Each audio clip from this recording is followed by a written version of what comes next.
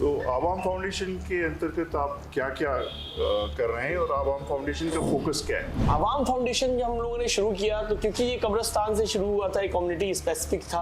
तो शिक्षा के लिए अभी तक आपने जब से आपका फाउंडेशन बना है क्या क्या प्रोग्राम चला रहे हैं? अगर एक परिवार में एक बच्चा भी अगर पढ़ के आगे निकल जाता है, पेरेंट्स कैसे कन्विंस हो बच्चों को पढ़ाने के लिए, इसमें भी आप कुछ काम कर रहे हैं? कभी आपने ये भी सोचा कि हम जाके स्कूल के टीचर से, प्रिंसिपल से बात करें और ये देखें कि शिक्षा में जो मिलना चाहिए क्लास से वो मिल रहा है कि नहीं मिल रहा है? और तो एक बाप अपनी पैदा हुई 13 दिन 14 दिन की जो बच्ची है उसको ब्लड देने के लिए तैयार नहीं था।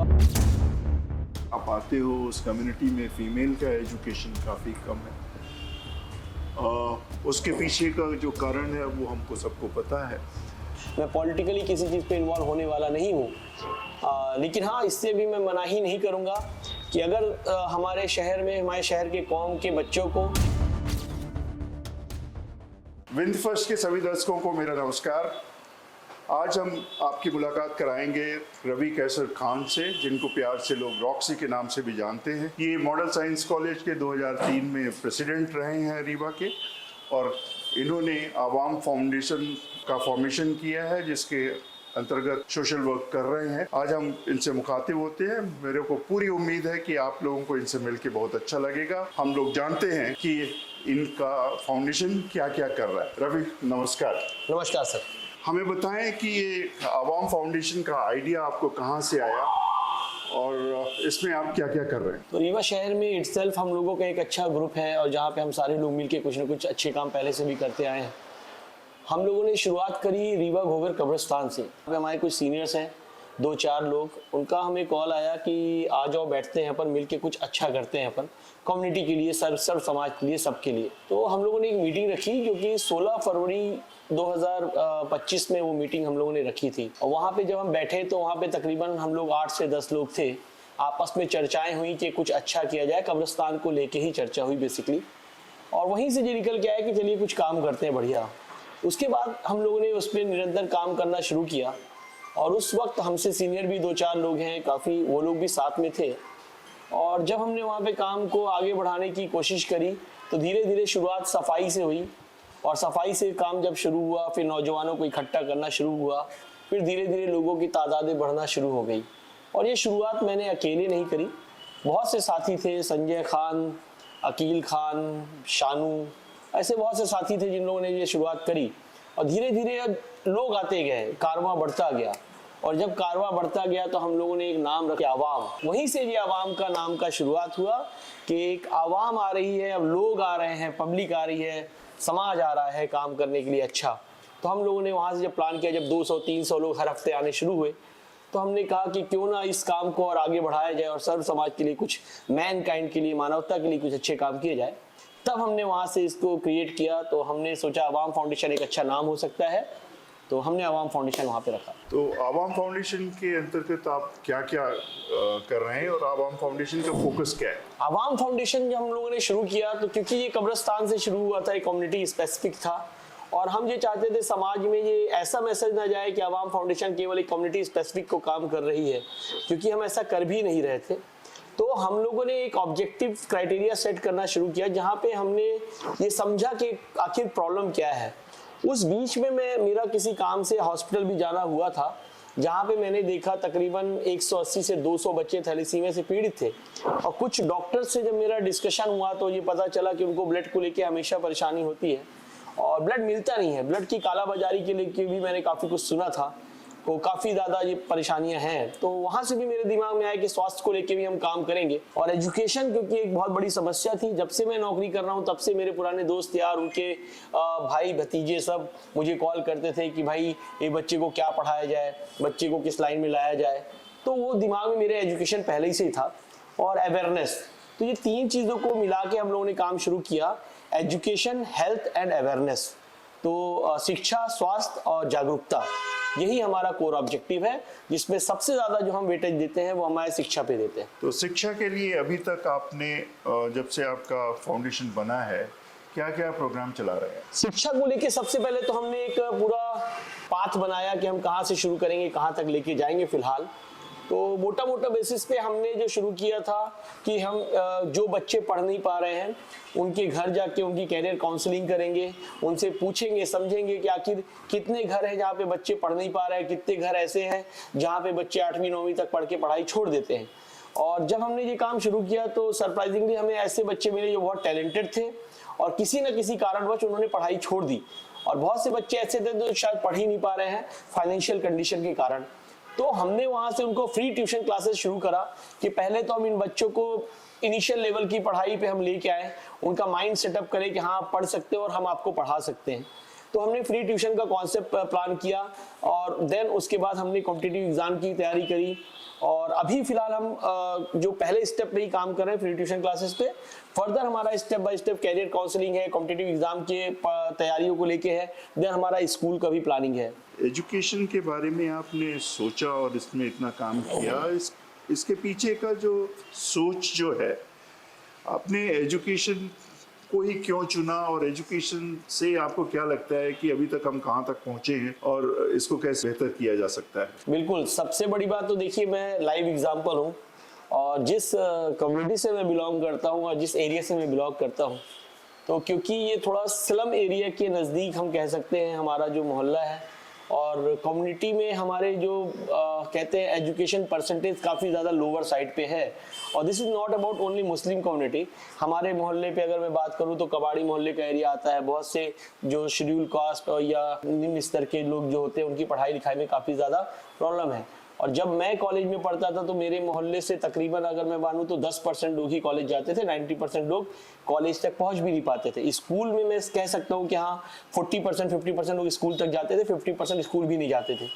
और मेरी लाइफ स्टाइल भी जो थी इनिशियली मुझे भी नहीं पता था कि मैं कहाँ तक पहुँचूंगा, क्या करूँगा, बिकॉज जो यंग एज में लोग बदमाशियाँ करते हैं तो कुछ बदमाशियाँ मैंने भी करी और कुछ लोगों को लगता था शायद ये कुछ कर नहीं पाएगा, but because of only education, क्योंकि मैंने ग्रेजुएशन किया, ग्रेजुएशन के बाद MBA किया और फिर मैं जब आगे निकला तो मेरा 19 ईयर्स का कैरियर मैंने स्टार्ट किया था 5,000 की सैलरी से और मैंने क्विट किया है 2,80,000 रुपये पर मंथ की सैलरी से।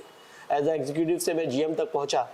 तो मुझे ये महसूस हुआ जब मेरे जैसा शख्स जिसको लेके काफ़ी लोगों का ये निगेटिव थॉट था कि शायद ये कुछ कर पाएगा कैरियर भविष्य में या नहीं, और मैं करा, तो मुझे लगा अगर हम अपने बच्चों को इसी तरीके का प्लेटफॉर्म देते हैं, पढ़ाई का सुविधा देते हैं, पढ़ने की सुविधा प्रोवाइड कराते हैं, तो डेफिनेटली वो भी अपने लाइफ में सक्सेस हो सकते हैं। और एक सबसे जो ज़रूरी बात है, अगर एक परिवार में एक बच्चा भी अगर पढ़ के आगे निकल जाता है, नौकरी कर लेता है या कमाई का कोई जरिया सेट कर लेता है, तो अपने आने वाली पुश्तों में एक बहुत बड़ा एग्जाम्पल सेट करता है और उससे जो बच्चे पिछड़ सकते थे वो पिछड़ने से बच जाते हैं। कोचिंग के लिए काम चालू किया है, बच्चों को पढ़ा रहे हो, इसमें जो लोग पढ़ा रहे हैं वो कौन है और उनके साथ आपका क्या अरेंजमेंट है? क्या वो आप ही की कम्युनिटी के हैं कि बाकी कम्युनिटी के हैं, प्रोफेशनल्स हैं, टीचर्स हैं? कैसे उसको मैनेज कर रहे हो, उसका फाइनेंशियल्स? ट्यूशन का नाम हमारे आवाम फ्री क्वालिटी ट्यूशन क्लासेस है और हमने 2 शिफ्ट में इसको डिवाइड किया है, 6 to 10th और 11th 12th। इसमें हमें तकरीबन जो टीचर्स की ज़रूरत पड़ी वो 5 टीचर्स की दोनों ज़रूरत पड़ी और एक कोऑर्डिनेटर दोनों पे, तो तकरीबन 11 लोगों की हमें ज़रूरत पड़ी है। और हमने जो क्राइटेरिया सेट किया, बिकॉज इनिशियली क्योंकि हम सोशल वर्क कर रहे हैं, लोगों की मदद कर रहे हैं, तो बहुत से लोगों के हमारे पास ऑफर आए कि हम फ्री में पढ़ा सकते हैं। और ये फ्री वाला कॉन्सेप्ट पहले भी चला है कम्युनिटी में, बट वो उतना इफेक्टिव नहीं रहा है, बिकॉज हमें प्रॉपर फोकस उनसे मिल नहीं पाता। जो ट्यूटर आते हैं पढ़ाने वो थोड़ा सा फ्लेक्सिबल होते हैं, कभी आए कभी नहीं आए, वो फोकस और डेडिकेशन से पढ़ा नहीं पाते। तो हमारा आइडिया ये था कि हम प्रोफेशनल पोटेंशियल टीचर रखें जो वाकई इन बच्चों को पढ़ा सके। हाँ, at the time of interview हम उनको एवेल्युएट करेंगे उनके पोटेंशियल से, उनके डेडिकेशन से। तो इस मकसद से हमने शुरू किया। आज की डेट में जो पहली शिफ्ट हमारी चल रही है उसमें हमारे पास 6 टीचर हैं, जिनमें 2 टीचर हमारे अदर कम्युनिटी के हैं, अपर्णा तिवारी हैं और हर्ष तिवारी हैं। और बाकी जो बच्चे हैं कुछ नीट की प्रिपरेशन कर रहे थे और नीट से सक्सेसफुल होकर आगे निकले हैं, कुछ बच्चे हैं जो MSc करके हैं और ये पढ़ा रहे हैं अलग अलग स्कूलों में। एक बच्ची हमारी बाल भारती में पढ़ा रही है और जो हमारे बच्चों को पढ़ा रहे हैं, एक है वो सेंट्रल अकेडमी में पढ़ा रहे हैं।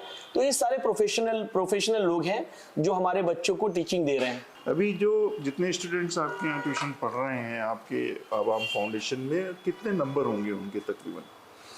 एक क्लास का जो हमारा मैक्सिमम स्ट्रेंथ है दैट इज 24, बिटवीन 20 to 24, और 5 क्लासेस ऐसी चल रही हैं। तो अभी मैं बात करूं तो 6th 7th 8th 9th ये 4 क्लासेस हमारी फुल पैक हैं और 10th क्लास में हमारे हाफ क्लास है अभी, तो तकरीबन 10th क्लास में हमारे पास 11-12 बच्चे हैं और बाकी क्लासेस में हमारे 24 इट बी समवेयर अराउंड 100-120 के करीब हमारे फर्स्ट शिफ्ट में बच्चे हैं जो कि इवनिंग के पहली शिफ्ट में पढ़ रहे हैं। 11th और 12th में भी हमारे पास एडमिशन्स आए हैं, बट वो बैचेज हमने शुरू नहीं किए बिकॉज ऑफ एग्जाम। अभी एग्जाम चल रहा है तो अभी उनको होल्ड करके रखा है। एक बार एग्जाम फिनिश होगा तो नेक्स्ट सेशन से उन बच्चों को भी हम पढ़ाना शुरू कर देंगे। उसमें एक चैलेंज ये भी होगा कि उनके पेरेंट्स को हम कैसे कन्विंस करें कि पढ़ाई और शिक्षा की बहुत ज़रूरत है उनको। जो कम्युनिटीज़ फाइनेंशियली थोड़ा सा पिछड़ी होती हैं, इस तरह से समाज में जो उनका मेन कंट्रीब्यूशन होना चाहिए उसमें थोड़ा सा पिछड़ जाते हैं बिकॉज ऑफ एजुकेशन का उतना फोकस ना करने का। ऐसा देखा गया है कि उनमें से काफ़ी लोग अपने बच्चों को एज ह्यूमन रिसोर्स समझते हैं और वो एसेट समझ के उनसे अर्ली एज में काम करवाने लगते हैं, तो उनका जो शिक्षा का जो कार्यक्रम है वो डिस्टर्ब होता है। पेरेंट्स कैसे कन्विंस हो बच्चों को पढ़ाने के लिए, इसमें भी आप कुछ काम कर रहे हैं? और डेफिनेटली ये आपने बहुत ही सही सवाल पूछा है और मैं आपको बताऊं हमारे ट्यूशन क्लास की शुरुआत ही इससे हुई है। और जब हम लोगों ने ये ट्यूशन क्लासेस का प्लान किया था तो इनिशियली ही हम लोगों ने, जो हम लोगों की एक कोर कमेटी है और जो हमारे मेन लोग हैं जिनसे हम मशवरा लेते हैं, आपस में सजेशन लेते हैं, तो हम लोगों ने आपस में बैठ के ये डिस्कशन किया था कि हम उन्हीं बच्चों को रखेंगे जिनके माँ बाप इंटरेस्टेड होंगे उनको आगे पढ़ाने के लिए, क्योंकि हमारा मकसद 6वीं 7वीं 8वीं क्लास के बच्चों को पढ़ाना नहीं है। हमारा मकसद उसको 6वीं से लेके हमको IAS IPS डॉक्टर तक लेके जाना है हाथ पकड़ के। तो इसके लिए हमें उनके फैमिली का सपोर्ट बहुत ज़्यादा इंपॉर्टेंट है। तो हमारा प्रॉपर तरीके से एक रजिस्ट्रेशन प्रोसेस था और उस रजिस्ट्रेशन प्रोसेस को प्रॉपर काउंसलिंग के बाद ही वो फॉर्म हम भरते थे। तो इस प्रोसेस में हमने क्या किया, हमारी जो ऑफिस है और लोगों के घर घर जाके हम लोगों ने काउंसलिंग करी। और जैसा कि आपको बता दूं मैं, इस क्लासेस में हम 5 क्लासेस अभी हमने आइडेंटिफाई की हैं। तो एक क्लास का जो हमारा रेडियस है जहाँ पे बच्चों को हम एडमिशन दे रहे हैं, that is not more than 1 kilometre. Even 1 kilometre के अंदर के रेडियस में जो बच्चे आते हैं उन्हीं को एडमिशन देते हैं। बाकी नेक्स्ट एरिया के लिए हम दूसरी क्लासेस का प्लान करते हैं। पहला तो ये हमारा उद्देश्य था कि बच्चों को आने जाने में आसानी हो। दूसरा, उन्हीं एरिया पे हम लोगों ने क्या किया, घर घर जाना शुरू किया और हर मोहल्ले पे एक घर को आइडेंटिफाई करके एक दिन में वहां पे लोगों को अनाउंसमेंट माइक से करना शुरू किया कि आज शाम को अवाम फाउंडेशन की टीम आएगी और आपके बच्चों को एडमिशन के लिए रजिस्ट्रेशन करेगी। और सरप्राइजिंगली हम लोगों को अच्छा रिस्पांस मिला। एक बार जब हम जाते थे तो 10 से 15 घरों के लोग आते थे, परिवार, और वहीं पे बैठ के हम उनकी काउंसलिंग करते थे, उनको पढ़ाई की इंपॉर्टेंस बताते थे, उनके बच्चों का जो भविष्य है, उनके बच्चों को सपने दिखाते थे। एक बहुत अच्छी चीज हमने करी और उसका एक एग्जाम्पल भी अच्छा दिख रहा है। बच्चों से हमने वहीं पे ये सारा काम जो मैं बता रहा हूँ आपको, ये क्लासेस शुरू होने के पहले का बता रहा हूँ मैं। तो जो प्रिपरेशन था, जो रेडीनेस कैसे किया, बच्चों से हमने पूछना शुरू किया कि आपके सपने क्या हैं, आपके ड्रीम्स क्या, आप क्या बनना चाहते हो। कुछ बच्चों ने बोला कि मैं आपका कलेक्टर बनना चाहता हूँ, कुछ IPS बनना चाहते हैं, कुछ पुलिस बनना चाहते हैं, डॉक्टर बनना चाहते हैं। तो what I have personally suggested, मैंने उनको बोला कि भाई तुम जहां पे सोते हो उस बेड के सामने जो वॉल है उस पे आप डिजाइन करके लिखो अपने वहां पे कि I want to become a doctor. तो मैं आपको बताऊंगा खुश होके कि ट्यूशन पढ़ने से पहले 2-4 बच्चों ने अपने घर के सामने दीवार पे लिख दिया था, I want to become a doctor, I want to become a collector. तो ये उनका एक तो थॉट है और माँ बाप का इस लेवल पे उनको सपोर्ट करना ये बहुत अच्छी बात है, क्योंकि पढ़ाना हर कोई चाहता है। आज की डेट में सोर्स ऑफ इनकम प्रॉब्लम नहीं है, हर घर में पैसे आ रहे हैं, कुछ ना कुछ करके भी लोग ठेला भी लगाते हैं तो 25-30 हज़ार महीने का कमा लेते हैं। और पढ़ाई इतनी महंगी भी नहीं है जितना लोग कह रहे हैं। तो माँ बाप को जब ये दिखता है हमारा बच्चा सपना देख रहा है और इस बच्चे को सपने तक ले जाने वाले लोग यहाँ पे मौजूद हैं, तो माँ बाप भी आगे आके उनको सपोर्ट करते हैं। तो हमें बहुत अच्छा रिस्पांस मिला और जो बच्चे हमारे यहाँ पे पढ़ रहे हैं और वो बच्चे सारे के सारे, उनके माँ बाप जो है हमें कंट्रीब्यूट कर रहे हैं और अपने डेडिकेशन से, अपने सपोर्ट से। और उसके बाद हमने एंट्रेंस एग्जाम भी रखा नेक्स्ट लेवल, बिकॉज ये तो हो गया, आप इमोशनली आप पढ़ना चाहते हो, बट क्या आप कहते हैं आपके पास वो टैलेंट है, वो पोटेंशियल है कि नहीं। पोटेंशियल अगर आपके अंदर है तो आप तैयारी करेंगे। तो हमने उनको 15 दिन का टाइम दिया और एक सिलेबस दिया कि ये सिलेबस आप पढ़ो, आप 15 दिन बाद आपका एंट्रेंस एग्जाम होगा, उसमें अगर आपने अच्छे मार्क्स लाए तो मेरिट बेसिस पे हम एडमिशन देंगे। और सक्सेसफुली हमने ये काम किया। शिक्षा में आपके पास माने 100 बच्चे अभी आ रहे हैं, लेकिन आपकी कम्युनिटी में यहाँ पर काफ़ी सारे बच्चे हैं। जाहिर तौर पे उनमें से काफ़ी कुछ सरकारी स्कूल में, कुछ प्राइवेट स्कूल में जा रहे होंगे। कभी आपने ये भी सोचा कि हम जाके स्कूल के टीचर से, प्रिंसिपल से बात करें और हमारे कम्युनिटी के लोगों को शिक्षा में जो मिलना चाहिए क्लास से वो मिल रहा है कि नहीं मिल रहा है, और वो लोग उतना उत्सुकता और उतने अच्छे से पार्टिसिपेट कर रहे हैं कि नहीं कर रहे हैं। क्योंकि जागरूकता अगर समाज में आएगी और समाज में पेरेंट्स जाके अपने मास्टर से पूछेंगे कि भाई साहब बच्ची को होमवर्क क्यों नहीं दिया, बच्ची की कॉपी क्यों नहीं है, ये कुछ लिख के पढ़ के क्यों नहीं आ रही है, इसका असाइनमेंट कहाँ है, क्लास कैसी चल रही है, तो शायद एक रिवर्स प्रोसेस चालू होगा जहाँ से पेरेंट्स और बच्चे टीचर से बोलने लगेंगे, एक उम्मीद करेंगे कि भाई साहब शिक्षा का स्तर आप बढ़ाइए, क्योंकि अब तो समाज ही पूछने लगा कि आप क्या पढ़ा रहे हो। इस पर आपने कभी कुछ सोचा करने का? देखिए, एक बड़ी फाइंडिंग है, मैं आपको बताऊं, बिकॉज ये जो मोहल्ले जैसे मैं बात कर रहा हूँ जहाँ पे हाई डेंस पॉपुलेशन रहती है, यहाँ पे बड़े छोटे छोटे स्कूल खुल चुके हैं और ये बड़ा कॉमर्शलाइज हो चुके हैं।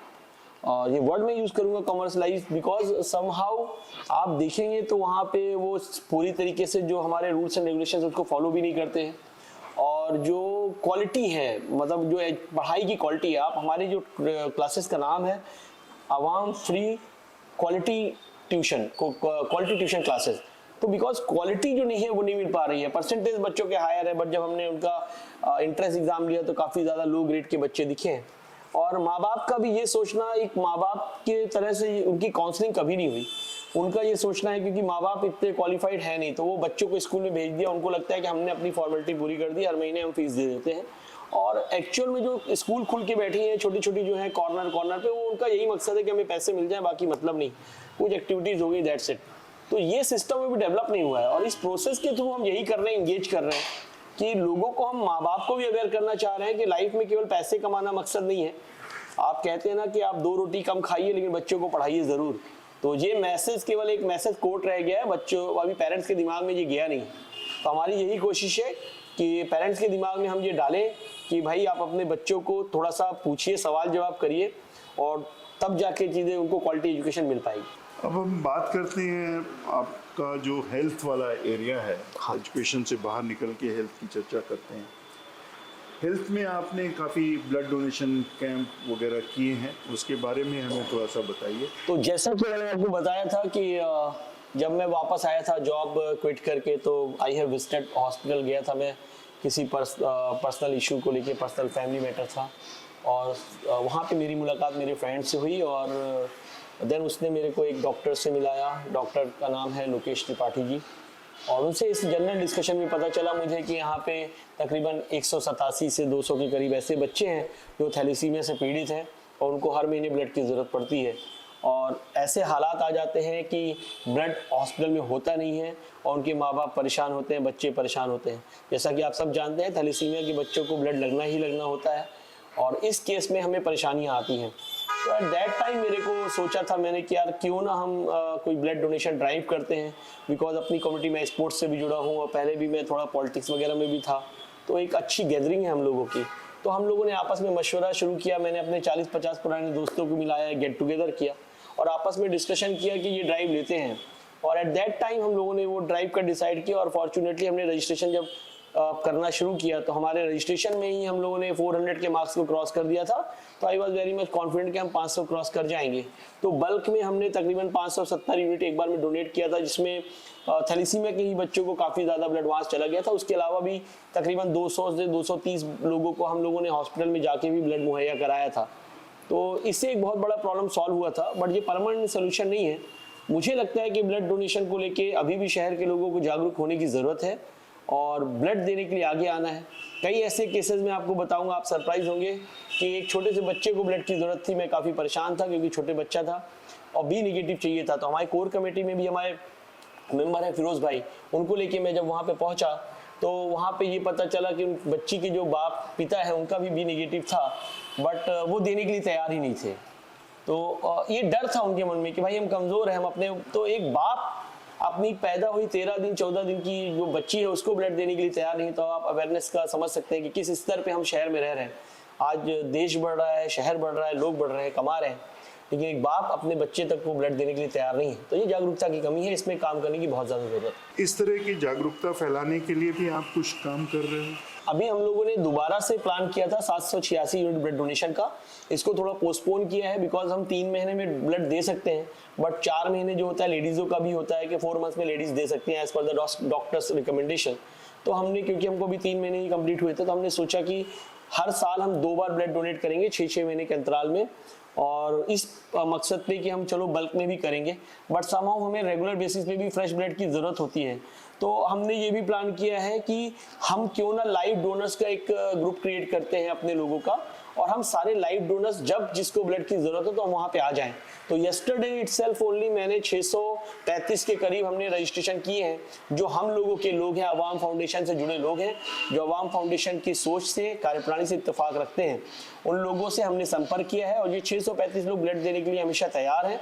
और उसमें हम कुछ ऐप डेवलपमेंट भी कर रहे हैं कि इस प्रोसेस को कितना आसान कर सके, जिसको ब्लड की ज़रूरत हो, और वो हमको वहाँ पे एक ऐप में नोटिफिकेशन भेजे, हमारी टीम एक इन्वेस्टिगेशन करे, और फाइनल जो डोनर है वहाँ पे 15 मिनट में पहुँच के उसको ब्लड डोनेट कर दे, और जो ब्लड देना चाहते हैं वो भी उसमें आके रजिस्ट्रेशन करा ले। जब हम छोटे थे, सैनिक स्कूल में पढ़ते थे, साइंस कॉलेज में थे, तब इस वाले गांधी मेडिकल हॉस्पिटल में फायर में एक बोर्ड लगा हुआ था, नेत्रदान महादान। जी हाँ, जी हाँ।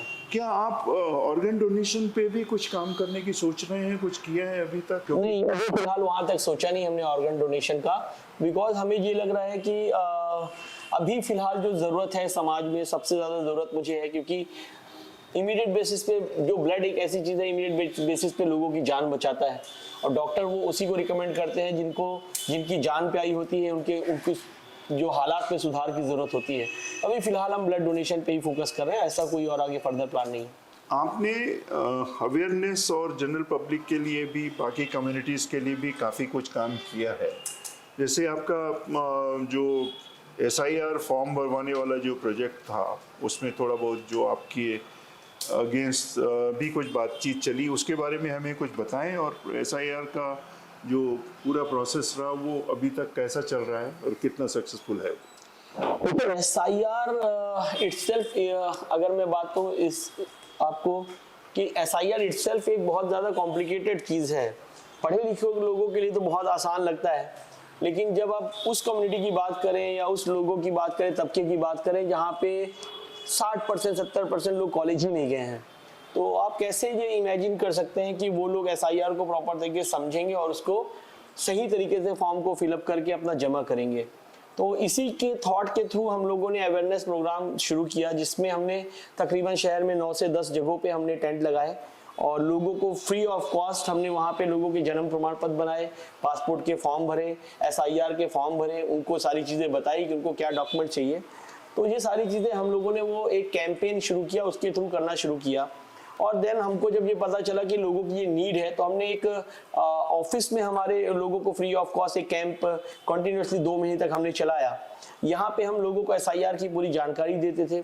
गवर्नमेंट के द्वारा जो रिकमेंडेड डॉक्यूमेंट्स थे 11 डॉक्यूमेंट्स, उन 11 डॉक्यूमेंट्स में क्या क्या डॉक्यूमेंट्स है उसके बारे में समझाते थे। गवर्नमेंट की जो डेट थी, कौन सी डेट को आपको फॉर्म सबमिट करना है, किस डेट तक आपको उसको रीचेक करना है, ये सारा चीज़ें अवेयरनेस हम लोगों ने लोगों को बताया। और जगह जगह जाके नुक्कड़ मीटिंग करके, नुक्कड़ सभाएं करके भी लोगों को हम लोगों ने ये बताया। और लोगों की चाहे फोटोकॉपी कराने का काम हो, चाहे प्रिंट आउट कराने का काम हो, ये सारा का सारा हमने फ्री ऑफ कॉस्ट किया।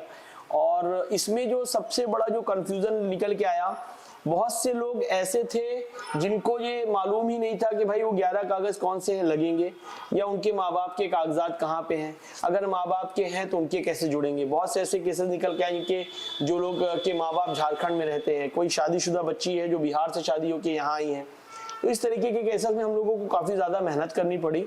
और एक समाज का बड़ा दूसरा पहलू मुझे दिखा, मैं बताना चाहूँगा कि हमने तकरीबन 8,500 से 9,000 लोगों के फॉर्म भरे, और आप यकीन नहीं मानेंगे, उन 8,500-9,000 लोगों में 70 से 80% लेडीज़ें ही हमारे पास आई थी। मतलब महिला वर्ग जो है वो काफ़ी जागरूक है इन सब चीज़ों में, यह चीज़ों को जानने के लिए, चीज़ों को समझने के लिए, और चीज़ों को अच्छा करने के लिए, चीज़ों को बेहतरीन करने के लिए। मैं अप्रिशिएट करूंगा अपने समाज की और अपने देश की महिलाओं का, जो ऐसे कामों में आगे आती हैं और आगे आके लीड करके ये काम करती हैं, एज कम्पेयर टू जो पुरुष हैं। पुरुष थोड़ा सा लेजी होते हैं और कहीं ना कहीं बेफिक्र होते हैं। तो ये एक बड़ा बहुत ये दोनों चीज़ें मुझे दिखा, हमारे एजुकेशन ड्राइव में भी यही चीज़ें हमको दिखी, और ये SIR के प्रोग्राम में भी हम लोगों को यही दिखा। आपने पंजाब के फ्लड में भी काफ़ी कुछ काम किया है, उसके बारे में कुछ बताएं, क्या किया, कैसे किया और कहाँ से ये चीज़ निकल के आई कि हमें कुछ करना चाहिए। देखिए, पहला तो मैं अवाम फाउंडेशन के बारे में बताऊंगा। एक अवाम फाउंडेशन जो आज लोगों की जुबान पे है और लोगों को उस पर भरोसा है, यकीन है। कहीं ना कहीं ये अवाम फाउंडेशन केवल और केवल एक जरिया है, एक प्लेटफॉर्म है उन सारे नौजवानों का, चाहे वो बच्चे हों चाहे वो बच्चियां हों, लड़के हों लड़कियां हों, जिनके दिल में कुछ ना कुछ समाज के प्रति करने का एक जज्बा होता है, जिनके दिमाग में कुछ ना कुछ आइडिया होते हैं, कुछ ना कुछ सोच होती है। बट समहाउ पिछले कई वर्षों से 40-50 सालों से उनको कोई प्लेटफॉर्म नहीं मिल पा रहा था। उनके अंदर की जो चिंगारियां थी, उन चिंगारियों को जगाने का काम इस अवाम फाउंडेशन ने किया है और हम लोगों ने किया है। तो उन बच्चों के जब आइडियाज आते हैं और वो जब हमारे पास वो आइडियाज लेके आते हैं, हमारे अवाम फाउंडेशन में बड़ा कहते हैं कि खुल के विचार रखने की एक पूरी तरीके से आज़ादी है, बट विचार अच्छे होने चाहिए और जो सब आपस में मशवरा करने के बाद जिस विचार को हम फाइनल करें, हर किसी को उसी में एक होके आगे बढ़ना चाहिए। तो इसी तरीके से हमें बहुत से आइडियाज आए, चाहे वो ब्लड डोनेशन का भी हो, बाकी आइडिया। तो पंजाब वाला भी ये आइडिया हमको आया, एक नौजवान जो कि हमारे साथी हैं बिछिया मोहल्ले के, और उनके द्वारा हमको ये आया। फिर हमारे एक राजीव केवट जी हैं, उनके द्वारा भी ये हमको आया, क्यों ना हम वहाँ के लिए कुछ करते हैं। तो हमने पहले तो इन्वेस्टिगेट किया, क्योंकि काफ़ी र्यूमर था कि वहाँ पे सामान भेज रहे हैं बट पहुँच नहीं रहा है, तो कैसे किया जाए। हमने आरिफ मसूद साहब से भोपाल में संपर्क किया, उनकी भी टीम जा रही थी, बट कहीं ना कहीं हमें लगा कि शायद वो भी डायरेक्ट पहुंच नहीं पा रहा है। हमारा मकसद था कि हमारे शहर रीवा से जो भी सामग्री जाए वो हम सीधे उन लोगों के हाथ में दे के आए जो लोग वाकई पीड़ित हैं, क्योंकि ऐसा काम बाढ़ को लेके अगर बात करूँ तो हमारा शहर खुद बाढ़ग्रस्त है। खासतौर से हमारे मोहल्ले जो हैं, हमारे जो कुछ एरिया है, निपनिया है, घोगर है, बिछिया है, ये हमेशा से बाढ़ग्रस्त रह चुके हैं।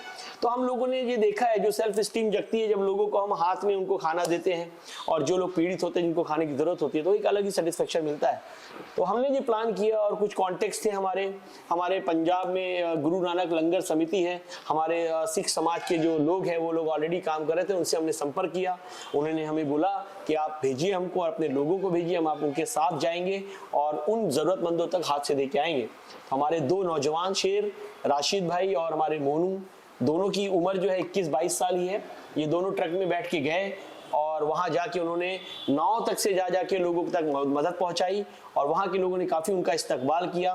किसी होटल या किसी जगह पे उनको खाने का पैसा नहीं दिया लोगों ने। तो हम वहाँ पंजाब के लोगों का भी शुक्रगुजार करते हैं और ऐसे ही मिलके देश आगे बढ़ता है। कितने फूड पैकेट्स, कितने ट्रक, कितना सामान भिजवाया था आपने? हमने तकरीबन जो भिजवाए थे, हमने वहाँ पे 1600 की करीब किट भिजवाई थी हमने। 1600 परिवार को। एक किट की कॉस्ट लगभग आई थी 900 से 1100 के बीच में आई थी। ये हमने 1600 पैकेट भिजवाए थे। इसमें जो जरूरत के काम के सामान होते हैं, जो ज्यादा दिन तक आप रख सकते हैं, उसको ऐसे सामान थे। और इसमें जो हमारा कलेक्शन जो हुआ था वो सर्व समाज के लोगों से हुआ था। ऐसा ही नहीं था कि केवल एक कम्युनिटी से हुआ था। यहाँ पे हमारे काफ़ी जो कुछ बिजनेसमैन हमारे दोस्त यार हैं, उन लोगों का भी कंट्रीब्यूशन था और हमारे समाज के भी लोगों का कंट्रीब्यूशन था, दूसरे वर्ग के जाति समाज के लोगों का भी कंट्रीब्यूशन था। तो ये कहा जाए तो बुरा नहीं होगा कि हम रीवा शहर के लोगों ने मिलकर ये काम किया और अपने रीवा शहर का नाम हमने पंजाब में रोशन किया। आप आते हो उस कम्युनिटी में, फीमेल का एजुकेशन काफ़ी कम है।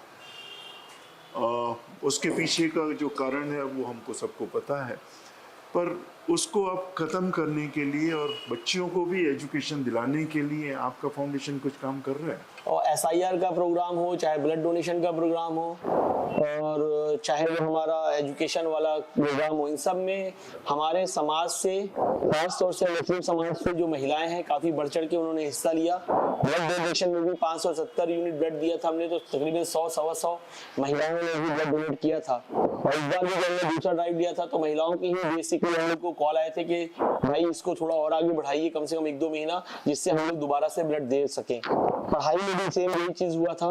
महिलाएं आगे आके रजिस्ट्रेशन करा रही थी, बच्चों का एंट्रेंस एग्जाम में महिलाएं लेके आती थी। आज भी बच्चों को ट्यूशन तक छोड़ने महिलाएं आती हैं। और जो बैरियर है बेसिकली, वो सबसे बड़ा बैरियर होता है भरोसे का। तो मुझे वो लगता है हमारे मुस्लिम समाज में एक भरोसे का बैरियर है कि भाई हमारी बच्ची जहाँ पढ़ने जा रही है क्या वो सेफ है, क्या वो सही तरीके से जा रही है, क्या वो अच्छी एजुकेशन तालीम मिल रही है, ऐसा तो नहीं है कि कुछ गलत एक्टिविटीज में इन्वॉल्व हो रही है। इसको रिजॉल्व करने के लिए हम लोगों ने कुछ सिस्टम डेवलप किए। एक तो हमारे यहाँ पे जो ट्यूटर है, हमारे पास 6 ट्यूटर है, तो 5 ट्यूटर हमारी गर्ल्स ही हैं। हमने जो बैठने का सिस्टम अंदर बनाया है, टेबल चेयर में गर्ल्स अलग बैठती हैं, बॉयज अलग बैठते हैं और बैठते सब हैं, सब साथ में ही पढ़ाते हैं। सीसीटीवी, लाइव सीसीटीवी का हमने जो स्ट्रीम है उनको लोगों को दे के रखा हुआ है। जो माँ बाप के बच्चे या बच्चियां पढ़ रही हैं वो अपने घर में बैठ के अपने मोबाइल पे देख सकते हैं कि उनके बच्चे क्या पढ़ रहे हैं, कैसे पढ़ रहे हैं, कब क्लास आ रहे हैं, कब क्लास से जा रहे हैं। ये सारी अपडेट्स उनको लाइव भी मिलती है और हमारे जो टीम है हमारी, उनके द्वारा उनको मैसेज भी किया जाता है। एक बड़ा काम हम कर रहे हैं जो जिसमें कि बच्चियों को लेके हम थोड़ा सा ज्यादा फोकस्ड हैं, because on the percentage ratio पढ़ाई में भी जो बच्चे आज पढ़ रहे हैं उनमें बच्चों के परसेंटेज काफी हायर साइड में है। इट मीन्स कि उनका जो पोटेंशियल है एज कम्पेयर टू बॉयज थोड़ा ज्यादा है। इसका ये सीधा सीधा कहना है कि उनके चांसेस भी ज्यादा है सक्सीड करने के। तो हम लोगों ने अभी प्लान किया है कि हम 1000 स्टूडेंट्स का एक स्कूल खोलने का प्लान कर रहे हैं, जो कि इनिशियली गर्ल्स ही रहेगा। Once we will get succeed, एक बार लड़कियों को हम आगे लेके जब आएंगे इस पे, और उसके बाद हम उसको बॉयज के साथ भी शुरू करेंगे। और अभी तो फिलहाल हमारा प्लान है कि हम लड़कियों के लिए 1000 बच्चियों के लिए स्कूल खोलें, और क्योंकि लड़कियों की एजुकेशन हमारे यहाँ पे काफी ज्यादा पीछे है। बच्चियों को कहीं ना कहीं, मेरे को कहने में ये शर्म नहीं आएगी, कहीं ना कहीं 7th और 8th क्लास के बाद बच्चियों को रोक दिया जाता है आगे पढ़ाई के लिए 9th क्लास या 10th क्लास में, बिकॉज बच्चियां एक नेक्स्ट लेवल पे अपने आप को स्टेप अहेड करती हैं और वहां पे उनके ऊपर ये बैरियर्स लगने शुरू हो जाते हैं। हम चाह रहे हैं कंफर्टेबल एटमॉस्फेयर लोगों को देना, एक ऐसी जगह देना जहाँ पे माँ बाप भी कॉन्फिडेंट हो, उनको भरोसा हो, यकीन हो कि वो उनकी बच्ची जहाँ पढ़ने जा रही है वो एक सही वातावरण है और सही लोग हैं। अब ये बताएं कि इतना सब जब आप काम कर रहे हैं समाज के लिए, इतना सब लोगों को जोड़ रहे हैं, तो जाहिर तौर पर जो समाज के ऑलरेडी एग्जिस्टिंग लोग हैं, जो कुछ कर रहे हैं, समाज के जो झंडा बरदार हैं, उन लोगों का रिस्पांस आपके कामों के प्रति, आपके प्रति कैसा है? और क्या किसी तरह का आपको ऑब्जेक्शन या किसी तरह का क्रिटिसिज्म या किसी तरह की समस्या का सामना करना पड़ रहा है? बहुत अच्छा सवाल किया है आपने, और मैं आपको बताऊं, पहला तो I am very thankful to the administration. हमें अच्छा सपोर्ट मिल रहा है एडमिनिस्ट्रेशन से, चाहे वो हमारे शहर की डीएम हो, चाहे वो हमारे नगर निगम के कमिश्नर हो, चाहे वो हमारे डिप्टी सीएम हो। हमें बहुत अच्छे तरीके से उनसे रिस्पॉन्सेज मिल रहे हैं, बहुत अच्छा सपोर्ट मिल रहा है। जब भी ज़रूरत पड़ रही है हमें अच्छा सपोर्ट मिल रहा है। समहाउ कुछ कम्युनिटी के लीडर्स हैं जो पिछले कई सालों से एक लीडर के तौर पे हमारे समाज में आगे निकल के आए हैं, और ये कहना झूठ नहीं होगा कि पिछले 50-60 सालों में शहर के लिए उन्होंने कुछ भी किया नहीं है। और उनके मन में एक डर सा बैठा हुआ है कि कहीं पॉलिटिकली मैं अगर एक्टिव हो गया तो उनको ये काफ़ी ज़्यादा हार्मफुल होगा। तो कई बार कई वीडियोस में मैंने उनको खुल के ये बोला है कि भाई आपको परेशान होने की ज़रूरत नहीं है, मैं पॉलिटिकली किसी चीज़ पे इन्वॉल्व होने वाला नहीं हूँ। लेकिन हाँ, इससे भी मैं मना ही नहीं करूँगा कि अगर हमारे शहर में, हमारे शहर के कौम के बच्चों को, इन बच्चियों को जिनको हम पढ़ा रहे हैं, अगर इनको कभी ज़रूरत पड़ी तो हम आपस में मशवरा करके अवाम फाउंडेशन उसमें भी कुछ ना कुछ ज़रूर करेगी। लेकिन फ़िलहाल ये जो लोग हैं ये थोड़ा सा डरे सहमे हुए हैं, और इसी डरे सहमे होने के कारण उन लोग अपनी जो ज़मीन है उसको बचाने के लिए कुछ अनर्गल चीज़ें करते हैं। लेकिन अवाम फाउंडेशन क्योंकि एक पढ़े लिखे लोगों का ग्रुप है और पूरे रूल्स एंड रेगुलेशंस के साथ सारे नियमों को फॉलो करते हुए सारे काम कर रही है, और जब से काम कर रही है अभी तक किसी तरीके का एडमिनिस्ट्रेशन की तरफ से हमको कोई ऑब्जेक्शन नहीं आया है, बल्कि हमको सपोर्ट ही आया है। जो आपके कम्युनिटी लीडर्स हैं, इन लोगों के ऊपर कई बार से कई तरह के पॉलिटिकल सौदेबाजी और इन सब चीज़ों के बारे में भी चर्चाएं होती रही हैं। कितना सच गलत है वो तो उनको पता है जिन्होंने किया है। उसके बारे में आपको कोई जानकारी हो तो थोड़ी सी हम लोगों को बताएं या जनता को बताएं, बिंद फर्स्ट के ऑडियंस को, कि ऐसा भी कुछ होता है क्या? देखिए, जनरली मैं बताऊं, somehow at the time of 2000, in between 2002 to 2003, 4, 5, I was also active in political activities. I was the president in Model Science College in 2003, और कहीं ना कहीं आइडियोलॉजी में, कांग्रेस की आइडियोलॉजी को मैं इत्तेफाक रखता था। और बट आने वाले समय में मैंने बहुत से लोगों को देखा है, पॉलिटिकल जैसे एक मौसम होता है, ये मौसमी नेता होते हैं, और वो जब मौसम शुरू होता है, क्योंकि आपको मालूम है कि कांग्रेस पार्टी को ही मुस्लिम कम्युनिटी हमेशा से सपोर्ट करती आई है, तो हमेशा से उसका एडवांटेज लेने के लिए बहुत से लीडर तैयार हो जाते थे, खड़े हो जाते थे। और आज तक मुस्लिम कम्युनिटी के लिए लोगों को कुछ किया नहीं। एक जो डर और भय का माहौल क्रिएट करा जाता था कि भाई एक दूसरी पार्टी है वो आपको खा जाएगी, और एक डर के माहौल में मुस्लिम कम्युनिटी को एक तरफ डाइवर्ट करने की कोशिश हमेशा से होती आई है। और वो जो डाइवर्जन था वो उसी का एडवांटेज लेने के लिए ऐसे लोग आते थे, और जो भी उनके बीच में आपस में होता था, मेरे को उसके बारे में ऐसी जानकारी ज़्यादा नहीं है, लेकिन हाँ ये कहने में मुझे कोई गुरेज नहीं कि ये लोग केवल वो चुनाव के मौके पे आते थे और चुनाव के मौके पे ही अपने वोट की राजनीति को कसेकने के लिए और लोगों के वोट को भुनाते थे। इसके अलावा उन्होंने समाज के लिए ऐसा कुछ भी किया नहीं है। तो कांग्रेस या बीजेपी की मैं बात करूँ अगर पार्टी स्पेसिफिक वाइज, तो मेरे लिए ऐसा कुछ नहीं है, दोनों इक्वली हैं। कांग्रेस भी बहुत ज़्यादा ऐसा नहीं है कि बहुत अच्छा काम किया हो, या मुस्लिम कम्युनिटी, क्योंकि आपको पता है वक्फ बोर्ड एक चलता है और जो मुस्लिम की प्रॉपर्टीज़ हैं वो वक्फ प्रॉपर्टीज़ में कई अलग अलग तरीके के लीडर्स चुन के आते हैं, चुन के नहीं आते, इनको सेंट्रलाइज वहाँ से बना के भेजा जाता है। इनकी भी ऐसी कोई उपलब्धियाँ नहीं है जिनको हम गिना सके। हम तो 4 महीने से अवाम फाउंडेशन ने काम किया है। अंजुमन इस्लामिया स्कूल नाम से एक हमारी संस्था चलती है जहाँ पे बच्चों को पढ़ाया जाता है, और आप यकीन नहीं मानेंगे, उन बच्चों को जाके आप एक बार देखिए, वहाँ के हालात देखिए, क्या पढ़ाई होती है क्या नहीं होता, आपको खुद समझ में आ जाएगा। एक बच्चा भी ऐसा उन्होंने नहीं निकाला जो कॉलेज के एंट्रेंस एग्जाम को भी पास कर सके। इसी तरीके से छोटी दरगाह स्कूल में भी एक छोटी स्कूल चलती है जहाँ के टीचर को जो सैलरी देते हैं वो 2000-4000 रुपए से ज़्यादा सैलरी नहीं देते, 3000 सैलरी देते हैं। क्या पढ़ाएंगे वो बच्चों को? तो मुझे लगता है इसको सुधार की ज़रूरत है।